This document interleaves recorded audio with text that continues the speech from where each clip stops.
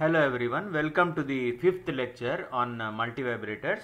So today we will be seeing our first multivibrator after quickly revising whatever we have covered in the previous classes. So please pay attention. Now we have seen in the previous classes that a transistor can be converted into a switch, and we have also seen that a transistor is a high speed switching device. Mechanical switch cannot match that speed of becoming on or off. So we will be using transistor switches in electronic circuits. Then we have also seen how a capacitor will charge or discharge to certain voltage through a given resistor using the time constant. And we have also seen the equation. We can see the equation here. The voltage across the capacitor for charging to a given final voltage of Vf through a resistor R is given by this equation, final voltage plus initial minus final e raised to the power of minus t by Rc. Don't forget this particular equation. Then we have also seen the behavior of the capacitor for sudden changes in voltage, and we have seen that when voltage at one end suddenly falls, the voltage at the other end also falls by the same magnitude, such that the voltage across the capacitor remains the same before the transition and after the transition. Just before and after, that's all. Later on, after some more time, the voltages will anyway change. So that depends on the charging and discharging of the capacitor.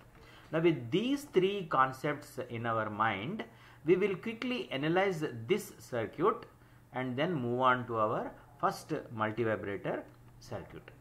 Now please remember this equation, and then also remember that when the voltage suddenly falls from a voltage to negative voltage, then at the base the voltage will change from VBE sat to VBE sat minus V, and from there it will start charging exponentially until it reaches a voltage of VBE sat, when the transistor will become on again and the voltage at the base cannot increase 0.7, so it will stop there.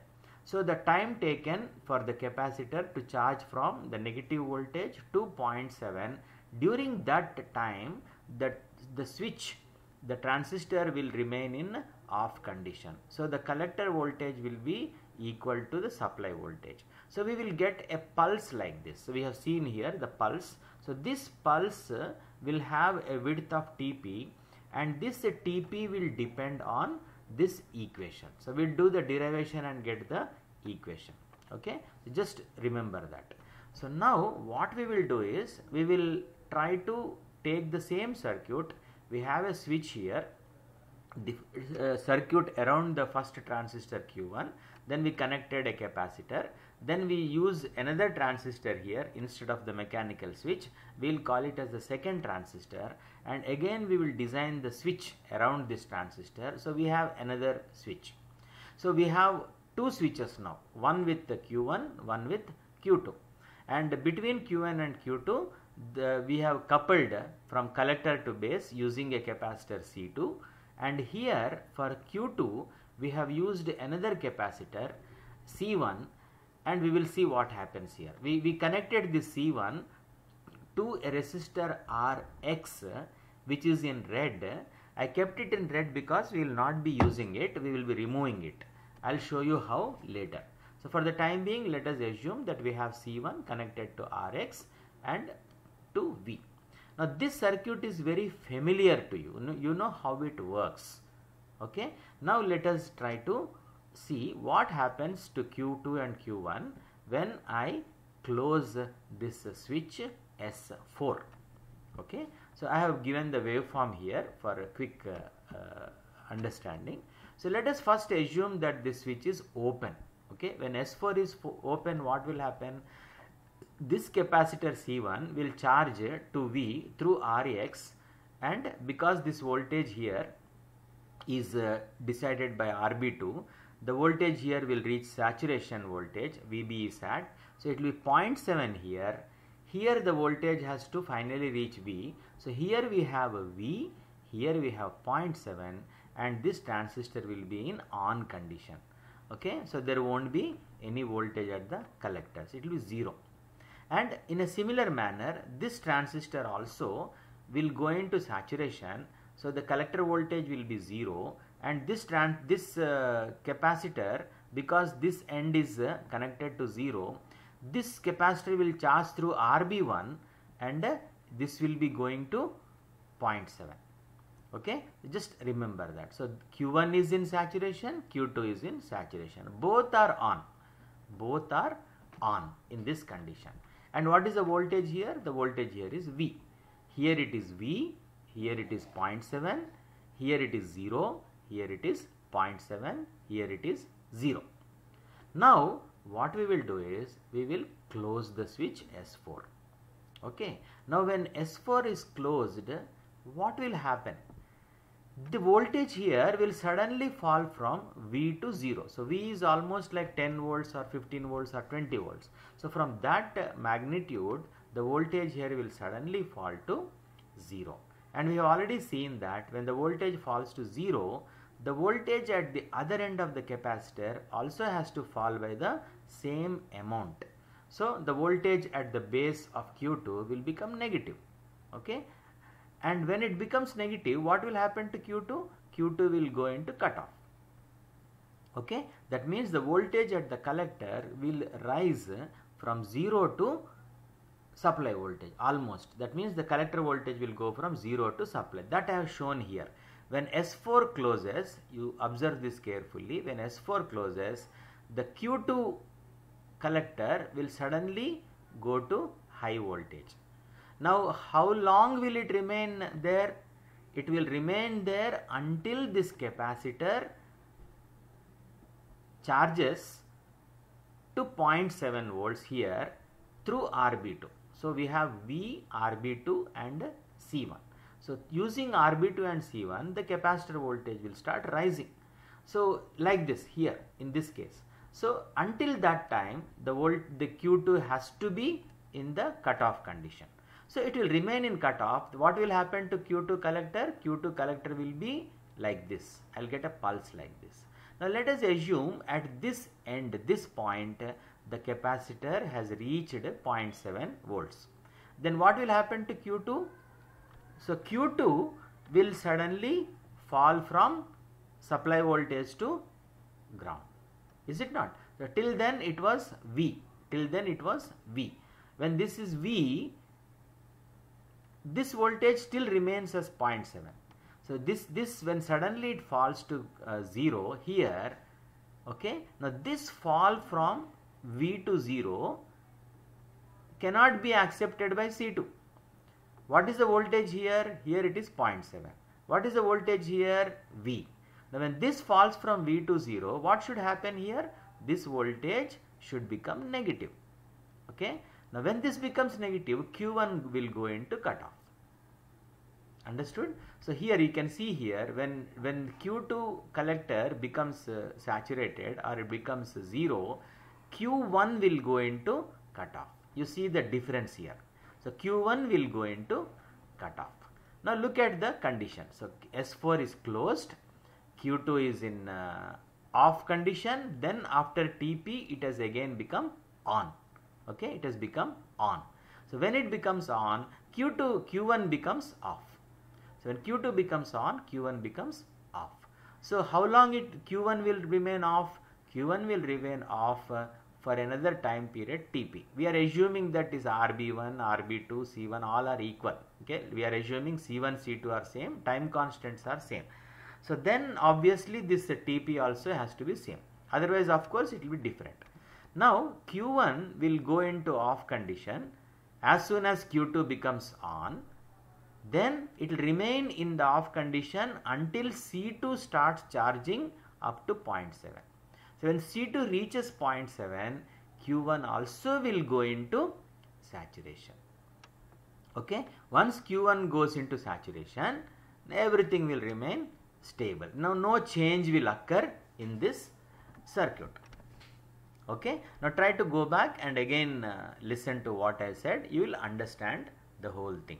So this is how this circuit will work. Now, what I want you to do is spend some time thinking what will happen. You see here, now I will make some changes. I will delete this Rx. I don't want this Rx. Okay, I am removing Rx. Okay, now this S4 is there. S4 is a switch. Okay, now instead of using S4 switch, what I will do is I will use Q1 as the switch. Now it is not S4. Now I will call this as a collector of Q1. What is this? Collector of Q1. Understood? So this is collector of Q1 and this is emitter of Q1. If I connect this point to collector of Q1, you see what will happen. So this point is connected to collector of Q1 and this Rx is there. Now Rx is now our RC1 and LED1. Understood? I am not using this any resistor here because this node I am taking and connecting to the collector of Q1. Okay. Now this point I am taking, like I have to pull it out. This C1 will come here in this point. Okay, Q1. So between the collector of Q1 and what is this point? This point is base of Q2. So where is C1 now? C1 is between collector of Q1 and base of Q2. So if I put Q2 like this, my connection will come like this. So instead of that, I will flip Q2 horizontally. That means I will see that base circuit will come inside and collector will go outside. So I'll make some slight modification. Okay. So when I do that, what will happen is I no longer require S4. I no longer require S4. So S4, the work of S4 will be done by Q1. So I am using Q1 here. So this is Q1. Okay. This is the, if you want, I can also show you by simply copy pasting this whole thing. So I can say copy paste. So this Q1 will come here like this. Understood? So like this I am putting Q1. So this is there. Now RC1 and LED will come anyway there. I don't have to again redraw here. Now instead of doing all this extra confusing thing, what we will do is whatever we have done, I hope you must have understood by now. So we will try to redraw the circuit in a much more easy manner. So that circuit is our F12. Okay, I want you to spend some quality time looking at this circuit and this circuit. Now let us start from Q1. So where is Q1? This Q1 is same. Okay. Now collector RC1 is same. Forget about C1. We will come to that later.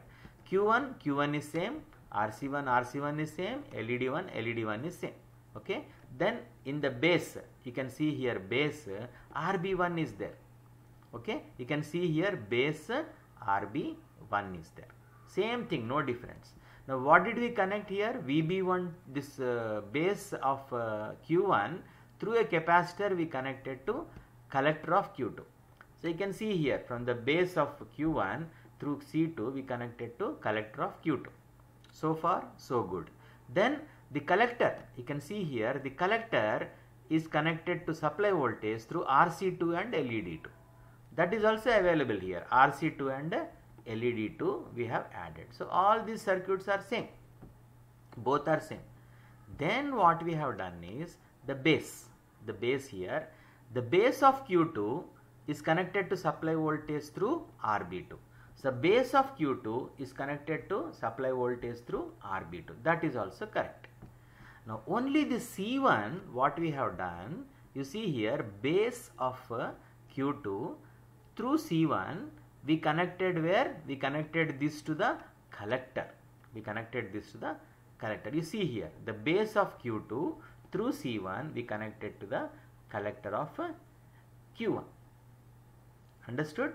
So now you spend some time looking at this circuit and this circuit. So how did we arrive at this circuit? Now when you look at this circuit, what you have to tell yourself is, okay, the first multivibrator circuit which I am going to study in the next class looks like this. Now what is this multivibrator circuit going to do? Don't have to worry about it. There will be a switch, there will be a capacitor will be charging, sometimes charging through RC2, charging through RB1, this capacitor will be charging through RC2, RC1 and RB1, all these things will be happening. So accordingly Q1 will be on or off, Q2 will be on or off. And how much time Q1 will be off? It depends on the time constant of the circuit connected here. Okay. Similarly, how much time Q2 will be off? It depends on the time constant of this circuit. So the time constant of the circuit, the charging voltages and the transistor that is connected, the collector, all these things will decide the behavior of each circuit.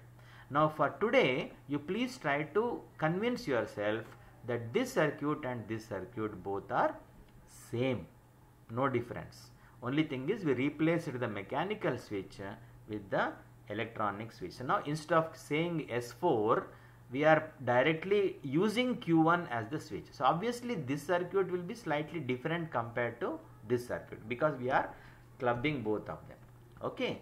Now what we will do is, in tomorrow's class we will try to analyze this circuit. Now just in case you are wondering what this circuit is, this circuit is called as a S-stable multi-vibrator. So I am not explaining what S-stable is.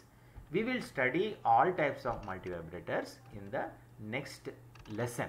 Okay. So until then, start wondering how we arrived at the S-stable multivibrator from all the other circuits in the previous lectures. So thank you all. God bless you. Have a nice day.